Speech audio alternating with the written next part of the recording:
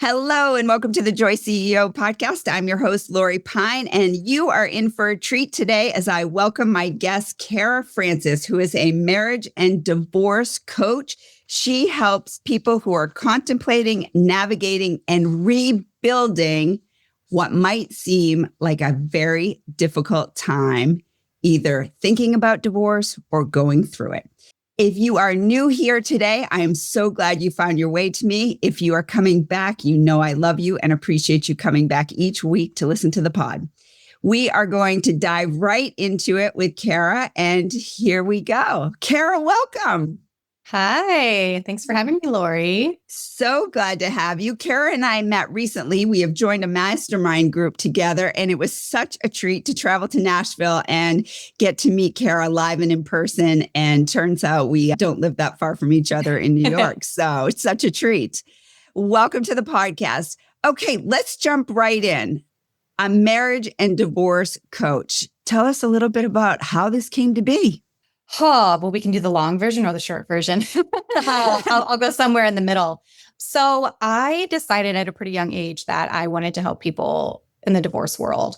And the reason why is because my oldest sister, she's about 8 years older than me. When I hit high school, teenage years, she decided to end her first marriage and get divorced. And where I come from, very small town, conservative Ohio, it's just not something that happens very often. And if it does, it's sort of viewed as like a sad or negative event. And so this was my first exposure to divorce. And it really inspired me and stuck with me, seeing her choose herself and prioritize her well-being and her needs over a relationship that was no longer working. And by doing that, how she was able to completely lean into the person she is and start a new chapter, and has since been remarried, has 2 boys, and is just doing her thing. So all of that really inspired me. And I thought, I want to help people do that. And at the time, given my age and where I grew up, the only thing I knew close to that would be a divorce attorney. So that was what I decided I was going to do for the rest of my life. And that was really my North Star all through college and law school. And I did all of the things I had to do to get there and started working law firm life, and pretty quickly learned that it wasn't right for me, which was really scary because I had invested so much time and money to get there. But I just knew it wasn't compatible with my personality. I stuck it out for about 6.5 years, hoping it would get better. It never really did. And I just found that I wasn't really helping people in the way I wanted to, in the way that my sister had originally inspired me to get into the field. The silver lining is that is where I learned of coaches, because a lot of my clients had them. And the more I sort of observed how they were working with my client, the more that resonated with me. They were having those deeper conversations. They were helping them through those moments of fear and self-doubt, and just helping them move forward in a very powerful way. And so as I became more and more disenchanted with my job as attorney, the coach role appealed to me more and more. And so ultimately in 2022, I decided to pivot to do the coaching work. So that's kind of how I got where I am now. I took the long road here, but I'm here. But such a big leap, right? Like, you invest all these years, you become an attorney, you go to law school, and then you find this passion on a different path. That is not a small feat to make that decision to say, okay, I'm going to pivot. You want to talk a little bit about that? So the reason why it felt less intimidating, I mean, don't get me wrong, I was really terrified and still have struggles as an entrepreneur, but the reason it felt doable was because I was coming off the tail end of my own divorce when I decided to pivot my career. So in 2020 is when things sort of started to unravel with COVID coming and not being able to distract myself with work and going out with friends and travel and all of that stuff. Things got really quiet, and I started to become more aware of the incompatibilities with my husband at the time, who I had met in college. And things weren't bad, but they also weren't fulfilling me. They weren't good. We had very different needs and expectations in a partner and where we wanted to go in life. And it was one of those things where growing up in small town Ohio, I saw the life model of, go to college, get a job, buy a house, get married, have kids, retire, like very traditional life plan. And I think part of me was trying to force that as I was in my 20s. And so the incompatibilities, even though I was aware of them, were sort of backburnered because I was more focused on doing what I was quote unquote supposed to do. And like I said, in 2020, when things got quiet, that's when I couldn't ignore it any longer. And so by the end of 2020, I had gotten divorced. And even though I divorced myself as a divorce attorney on the legal side, it was fine. I still really struggled emotionally. I struggled with people pleasing and conflict avoidance and guilt and shame and all of that. And so while I had previously seen how helpful a divorce coach could be as an attorney for my client, then I was like, oh, I get now why my clients have such a hard time and why they need coaches. This is really, really hard. And so after I went through that process, it was almost like, well, if I can do that, then it kind of like just builds this momentum and this inspiration of, well, I also want to look at this area of my life where I'm not happy either and sort of strip that down and what's left and what do I really want. And so that decision to get divorced sort of propelled me into also transitioning my career as well. And not only transitioning your career, but then a major move. Yeah. I moved from Chicago to New York City. It's been 3 years now, which, gosh, if you had told me small town, I mean, I grew up in a town in Ohio of like 1,500 people, teeny tiny. And so, if you had told me when I was still living there that I would be in Manhattan, I definitely would not have believed you, but here I am. But there was this part of you that just was really likely aching for something more bigger. There was a dreamer inside of you.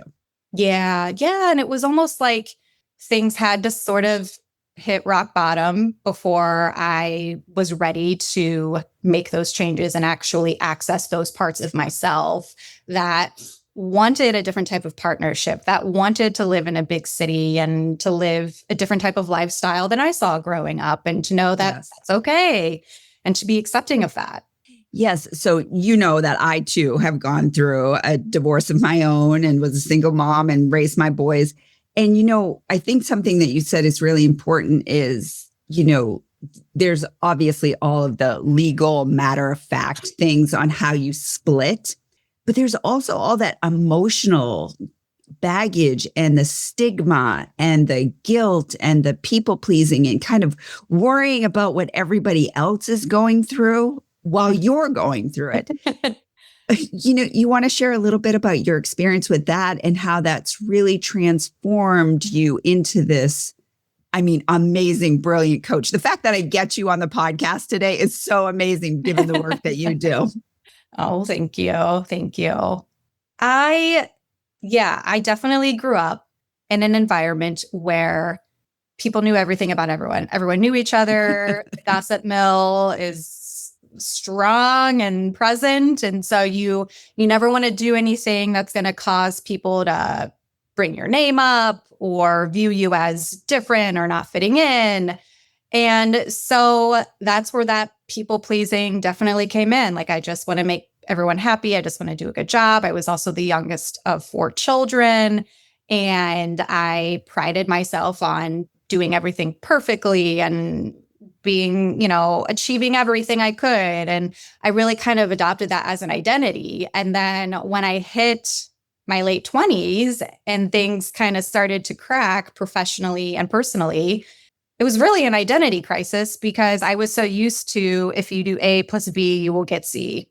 And I had done everything I was quote unquote supposed to do. And I wasn't where I wanted to be. I wasn't feeling happy or successful or fulfilled. And I didn't feel like me, and I didn't even know who I was. I just knew that my current situation was not it.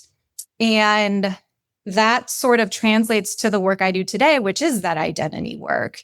Regardless of what other people think, what culture says, what religion says, what anybody else says, what do you want? And what does it look like and feel like? And what's getting in the way? And how can we help you sort of step into that as opposed to internalize it or try to be somebody that you're not for the sake of making other people happy?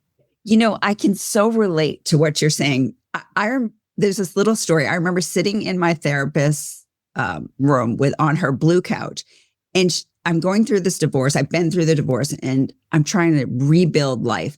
And she says to me, "What hobbies do you like?" I had no idea. I mean, the only thing I could identify myself with was my job and being a mother. Mm-hmm. And those were the only two real identities I knew. Oh, and somebody's daughter and somebody's sister and, those sorts of attachments. Mm-hmm. But on the inside, who was I? What did I want? What needs did I have? What things did I? Zero idea. And I think that speaks a lot to exactly what you were saying about how we're raised and that we chase all of these milestones. I'm going to graduate. Okay, now I'm going to go to college. I'm going to graduate. I'm going to get the job. Okay, we get the job. And then the moment we stop and pause and say, wait, am I fulfilled? And the answer is typically no, because we've been chasing somebody else's dream for our life without the ability to stop and say, what's my dream for my life? Yeah. And the space to be curious about that. Mm-hmm. Yes. The space to be curious and honest about how you're actually feeling and what you really want. And I have found that as a coach, it's easier for people to do that with me because I'm not involved in their day-to-day life and we don't have that history of a relationship together where, I'm going to be thinking certain things. I'm neutral, I'm objective. And so it's a safe space to really just do a deep dive and without having to worry what other people are going to think. Yes. So the women who come to you, what's the most common thing they say to you in the first meeting? What's going on? One thing I hear all the time, which sort of echoes what you just mentioned when you were talking to your therapist about, post-divorce stuff. One thing I hear all the time is, I don't even know who I am anymore, or I've completely lost myself. And it makes sense because we take on all of those roles that we're quote unquote supposed to, right? Daughter, sister, mother, wife, corporate employee. And there's only so much time in the day. And so much of our time and energy gets funneled into those things because that's what we're taught to do, that we don't leave space for ourselves. And so it's not that we lose who we are. It just gets really, really quiet to the point where you can't hear it anymore. And my role is to sort of turn the volume back up so that you can hear it and sort of reconnect to who you were before all of these different roles and identities were sort of compiling on top of you. But that's really what most women who come to me say. And similarly, they've, again, done all of the things that we're taught to do to be happy, and they feel nothing, right? It's not like they're even in a crisis situation. Things are fine. Things are good on paper. And yet they feel flat. They feel numb. They feel detached. And they're not sure why. They just know it's not feeling like I thought it was supposed to feel. Yeah. Yes. And when that happens, if enough time goes by, we really do lose ourselves. We really do. Yeah. And how do you begin working with somebody? What do you start to do with them? So the work I do follows a 4-phase process that I've developed over the years, and that is sort of crystallized after years of working both as an attorney and a coach. And it's a phase that I wish I had had when I was going through divorce too. But I'll quickly run through it. So phase 1 is about owning your reality. So that's about raising your awareness, emotional awareness, what's going on, what am I feeling and why, what's working well, what's not working well, and sort of pulling up the rug and finally just owning what's there and just being completely open and honest about it. Big fat elephant right here. Yes. Let's bring out the element. Let's look at it. Yes. From different angles. And that can be tough, but it's necessary before you can sort of move on to what you want. Because I think in order to get clear on what you do want, you also have to be clear on what you don't want and what's not working. So that's the first phase. And that's usually about the first month that we spend together. And then the second month and second phase is about returning to your truth. And that's really about reconnecting to those parts of you that have felt muted or lost over the years. What are your values? What are your desires? Yes. When you envision feeling aligned and authentic, what does that look like? What does it feel like? And just sort of getting a vision of where you want to go. Mm-hmm. Phase 3 is where a lot of energy lies. And that usually takes a couple of months, but it's about reclaiming your power. So we know what you want, but clearly something's in the way. Something's blocking you from actually taking action and making decisions to get you where you want to be, whether it is fears or assumptions based on your past experiences or limiting beliefs about what's possible for you, or just that plain old feeling of, well, I'm just not good enough for that, or I don't deserve that, or that could never happen for me. And so we sort of strip back those layers of what's getting in your way of actually going after what it is that you want. And then, we're integrating in real time. So as they're processing all of this, we're making decisions, we're taking actions, we're breaking down, okay, how did that part go? How did this conversation go? What came up? Where did things get off track? And how can we continue to learn and apply? And then the fourth phase is about moving forward in wholeness, right? So we've integrated who we are, what we want. We're aware of sort of our potholes that can trip us up from time to time. And then we have an action plan of where we want to go for the path forward. Oh my gosh. I wish you had been available when I went through my divorce, because just to be seen, just to be witnessed in that way, I mean, it brings tears to my eyes. Like I could cry for the woman who's out there right now going through it, because I know what it's like to walk that journey alone and, to feel like you're making these decisions all by yourself. You're being judged. I mean, so many people were judging me. Probably people were judging you too, saying, why do you have to do this? Can't you just stick it out, thug it out? Come on, girl, you got this. But no. And like everything inside of you is screaming, no, I can't do this anymore. Mm-hmm. And really to have a loving guide walk this with you, who actually can see the forest through the trees, know what lies ahead, know where all the potholes are and the landmines are, and where all the things are going to blow up. It'd just be such a gift, such a gift. Mm-hmm. So let's talk about, because I feel like there's a couple of places where real fear would come up and people would back out.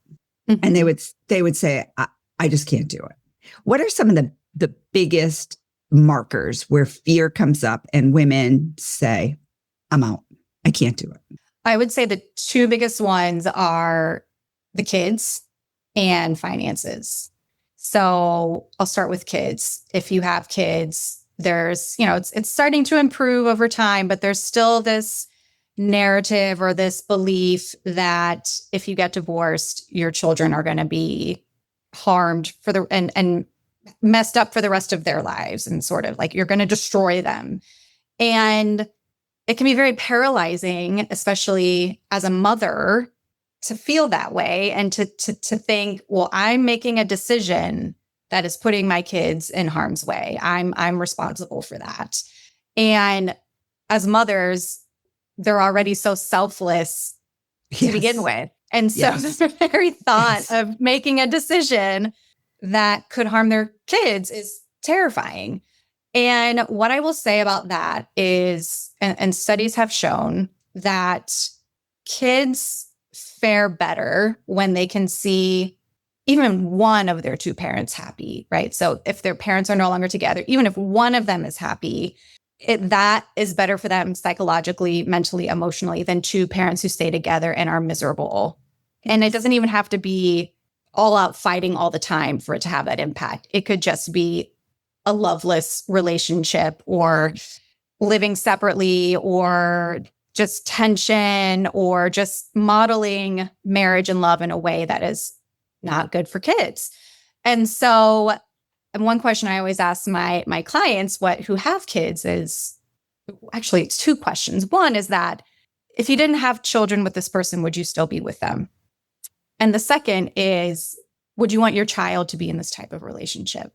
And that sort of helps them start to see that by making this decision, even though it is hard and it will be challenging and there will be bumps in the road, long term, I'm going to be the type of parent that I want to be, and my kids are going to get to see me make a decision that prioritizes my happiness and my needs so that they can do that for themselves one day if they need to.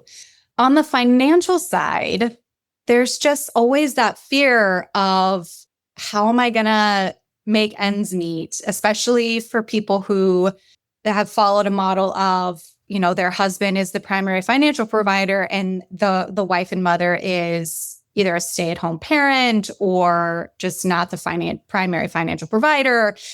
And they feel overwhelmed and they feel imposter syndrome of how am I supposed to survive financially? How do I manage my finances? There's such a learning curve there too, but it's all about equipping yourself with the right team to help you understand, to help you learn, understand your options, and make decisions that are going to get you to where you want to be. So yeah, I would say those are the two big ones that come up as far as fears that can cause women to sort of feel like, I can't do this. And I've even had clients before who are midway through their divorce and are like, I wish I had just stayed where I was because this is just so hard. And it is hard. It's very hard. And it's a matter of choosing which hard is going to get you closer to who you actually want to be in the life you want to live. Agreed. I can relate to both of those scenarios, right? My boys were 2 and 4 when I first filed for divorce, 3 and 5 when it was final. Mm-hmm. And I remember very vividly standing in my kitchen saying, this is not what I want to role model for my boys. Like, this is not normal. This is not a loving marriage. This is not how people interact. This isn't what I grew up with. And these boys need to see something different.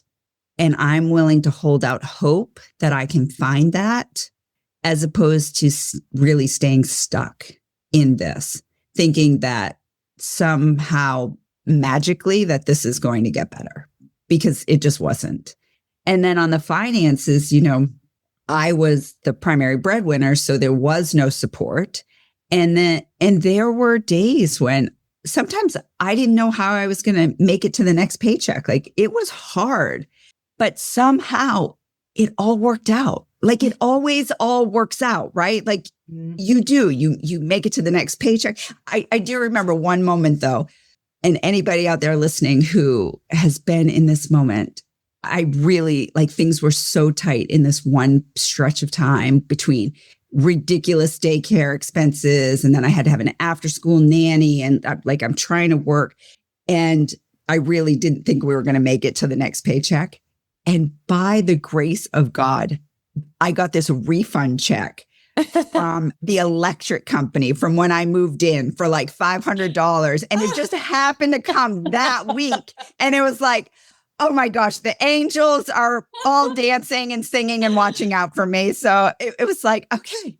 And I just remember that so vividly, because I was just like almost in despair. Like, I don't know how to do this. I need help here from the heavens. And there it came, this refund check from the electric company. So from the deposit I put down.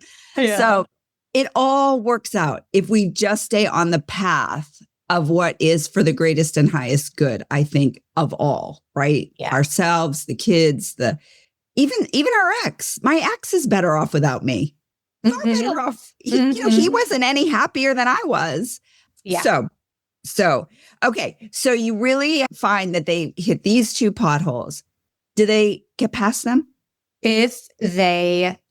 What makes a difference in them getting past the potholes is having support and having a clear vision and of what you're working towards, what your why is. Because no matter what's going on in life, if we have certain goals for ourselves and we make decisions and take actions to achieve them, things are going to come up. It's not going to be a perfect, smooth, straight road from A to B. It's just not. And so in those moments where you do feel like giving up, it's important to have a why. Why am I even doing this? What is my purpose in doing this? What is on the other side waiting for me? And having that plus support, someone to witness you in those moments, to validate what you're going through in those moments, and to be by your side as you take one step at a time makes it a little bit, it's still challenging, but it allows them to feel supported, feel seen, and feel clear, and just taking it one day at a time. And some days are going to be valleys and some days are going to be at the top. It just top of the mountain. You really got to take it day by day. But yeah, I would say the women who get through it are those that have a clear vision, purpose, why they're doing this, and surround themselves with people who are going to sort of shepherd them through. Yeah. So I know you work with incredibly brilliant, amazing women who are, juggling all the things. Do you have a story? I mean, of course, without naming names of like somebody who really walked through it, all the way through it, and she's on the other side. Mm-hmm. Mm-hmm. Yes, I had a client who sort of had a similar life story to me in that, she had done everything she was supposed to do to be happy and was just feeling nothing. And there were parts of herself that she knew were there and knew were true, but she wasn't able to express them in the relationship, in the marriage that she was in. And at the same time, she was so scared to end the marriage, in large part because she thought, well, there's nothing necessarily wrong. And what if it's worse out there if I leave this relationship? And so our work together was about helping her get really clear on her values and her desires and what was getting in the way, what thought patterns or behaviors or mindset shifts needed to happen for her to see things differently. And once we did that work together, it was like a switch flipped. And she was right, like after months and years of feeling stuck, she was ready to just take action. And I spoke with her about a year after we had concluded our work together, and just to hear how she was living her life, and she was doing so much travel and pursuing so many passions. And it's just amazing. Wild to think about like how much can change in a year if you really sit down and invest your time and energy in doing this type of work. And I think the real magic and what I'm hearing in this story is she made a decision. Mm-hmm. And when you finally make that decision, whatever it is, stay or go, but you make a decision and you stop ruminating and swirling in that swamp of, indecision and should I stay? Should I go? Do I like him? Do I not like him? Blah, blah, blah, right? And we finally make a decision. There is so much freedom in just that single act. And then the rest really does follow. Mm-hmm. And what it clears up just from the mental capacity, the space in our head is so priceless, because I think we can all relate to how much time we can just obsess and play out every scenario and play detective, like this, that, the other, and how's it all going to end up? And it's just that decision. Once we make the decision. Yeah. It just lets some steam out of the kettle and allows you to see things more clearly. You can make decisions more efficiently without constantly debating back and forth. And I think part of what is helpful in working with a coach is that I'm sort of like the audience to your rumination. So we're going to take what's going on in your mind and we're going to actually talk about it. And when we actually talk about it and we kind of go through those worst case scenarios and we assess, okay, how likely is that to happen? Some not likely at all. Others, okay, well, let's plan for that, right? What would you do if that happened? As we sort of tease everything out, then they're almost like, oh, well, yeah, I guess Not so bad. that's it. I guess I can move forward now. Like it's about removing it from your headspace and actually reality testing it with someone who's not in the thick of it with you. Because our mind really can be a dangerous place. Yeah. I can go to very catastrophic thinking, like, something's very normal. And then I can make it like this crisis in my head. Uh-huh. But if I talk it out with you, you're right. It's like, not that bad. And we could have a plan B that I could live with. Okay. Yeah. We're good. We're good. So that's the gift of having somebody really witness you and see you. And, it's easy to say, I could do this on my own, but you really can't. Mm-hmm. And it's also easy to say, well, why would I pay a coach for this? Because I'm going to have to pay the divorce attorney. Yeah. Here's why. Because the work that you do, Kara, is going to save so much money on the other end with the divorce attorney, with the settlement, with all that you might end up having to give up, because Kara knows both ends of this. So actually, Kara is a bargain. Yes. Yeah, it's so true, because when I was a practicing attorney, gosh, cases would drag out forever for non-legal reasons. So much of it was emotional or identity or this sense of what's fair and not fair. And so much of it was just about someone who was in the thick of a huge transition and didn't know how to handle it. And then the default is to make the other person the enemy. And whether the other person really is an enemy or not, it doesn't really matter, because it's going to make your case take longer. And so as a lawyer, I would remember getting off phone calls or sending emails and having to bill for those and feeling just kind of gross, because I was thinking I didn't really help them. I'm not really trained. I'm trained to address one aspect of this. I can't really do this other part. And so, yeah, I've witnessed as an attorney just the fees just rack up for non-legal reasons. Right. When what you really need is just a sounding board of the emotions, the erratic emotions, the fear that's cropping up, where you're just like, no, and that's where you can get coached. Yeah. Yes. And coached really well. Okay, this has been so wonderful. So I put on my social media that I was going to have you on the podcast, and I got some questions from some listeners, one from one of my clients. And so I'm going to share those with you and see what you have for a response. Okay. So one of the questions from actually a client of mine who's been married almost 24 years, she's got a couple grown children, one child still at home. Her question is, shouldn't I just be able to deal with this? I've dealt with it this long, even though it is a very unhappy marriage and they're living separate lives. Shouldn't she just be able to keep going?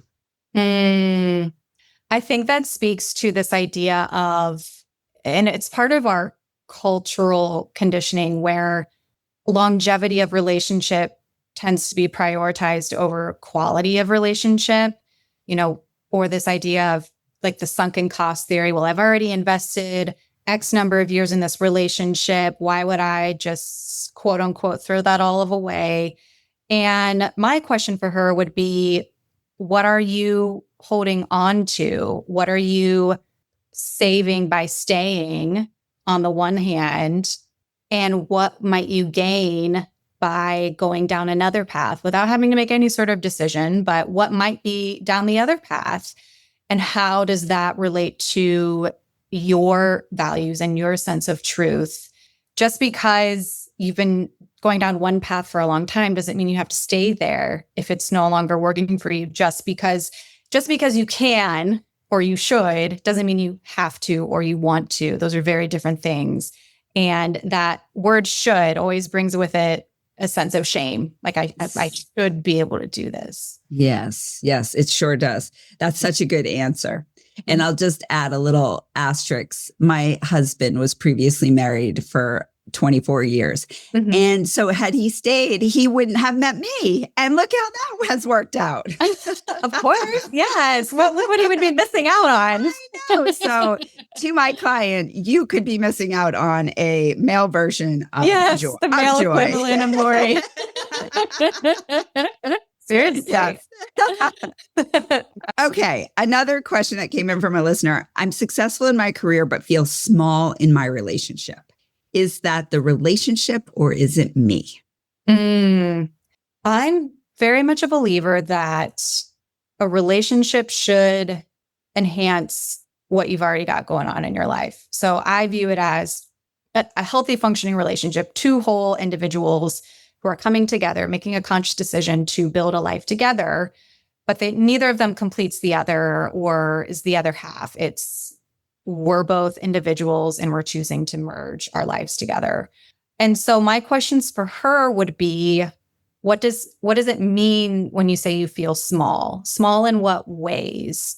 Mm-hmm. How is it actually manifesting? And how does that smallness compare to who you are at your job? What are the qualitative differences there? And getting really clear on what is that attributable to?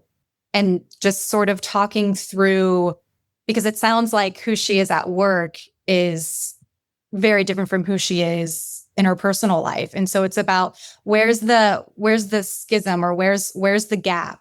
And then how do we work backwards from there? Because my role is not to save a relationship. It's to help you reclaim your sense of self so that you can make those decisions for yourself.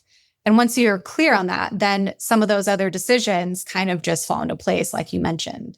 And that's what makes your role in this so beautiful is you have no skin in the game, no judgment Right. about the relationship or the marriage or stay or go. You're just there to simply kind of gather the facts, bring it out of her and lay it all on the table for her to make that decision. I mean, how beautiful. Yeah, how beautiful. Yes. Okay, one more question from our listeners. What if my partner isn't bad, but this isn't the life I want? So that very much describes my first marriage. It wasn't bad. It was quote unquote fine or okay. Could I theoretically stay here forever? Yes.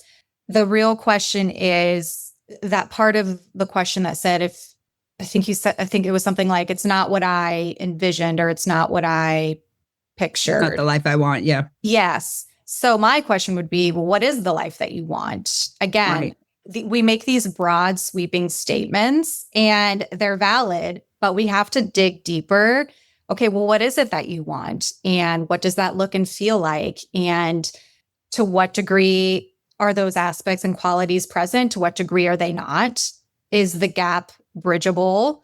Or does another path get you closer to the life that you want? So again, it's about teasing everything out because that when we don't do that, that's where those ruminating thoughts just become like so powerful and make us feel stuck because we almost accept them as foregone conclusions as opposed to being curious and being honest about, well, what's behind that? And what would an alternative look like?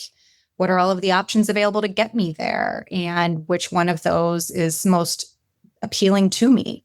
Yes. So good. So if someone's listening and they feel like they resonate so much with what you're saying and they're saying, oh my gosh, this is me. Oh my gosh, this is me. What would you want them to know? I would want them to know that A, your feelings are valid. You're not being unreasonable. There's nothing wrong with you for feeling this way. You're not asking for too much. Yeah. That you can trust these messages from your body, your soul, things that are coming up, no matter what your mind is trying to talk you out of. If you're feeling something else internally, there's a reason, and it's not going to go away until you address it. And at the end of the day, it doesn't matter, I have no skin in the game as to what you decide, but a decision needs to be made if you want that feeling to shift or feel differently. And you don't have to keep ignoring it. You can do something about it. Yeah. Yeah. So good. So good. Kara, what a pleasure. How can people find you?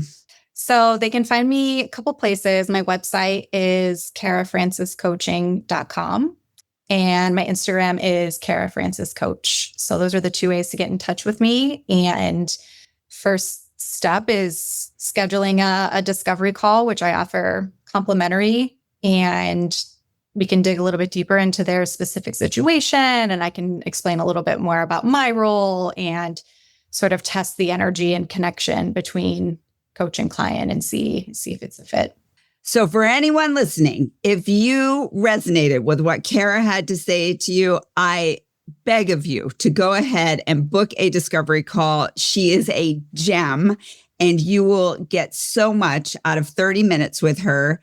Whether or not you think you're getting divorced, whether or not that's even on the table for you, just to get a sounding board about what is happening in your relationship is so valuable. So you will for sure want to go to karafranciscoaching.com and book that discovery call. Okay, my friend, what a pleasure. Thank you for joining us today. Anytime. Thanks for having me, Lori. This was so fun. All right. And thank you all for joining us. And we will be back with you next week.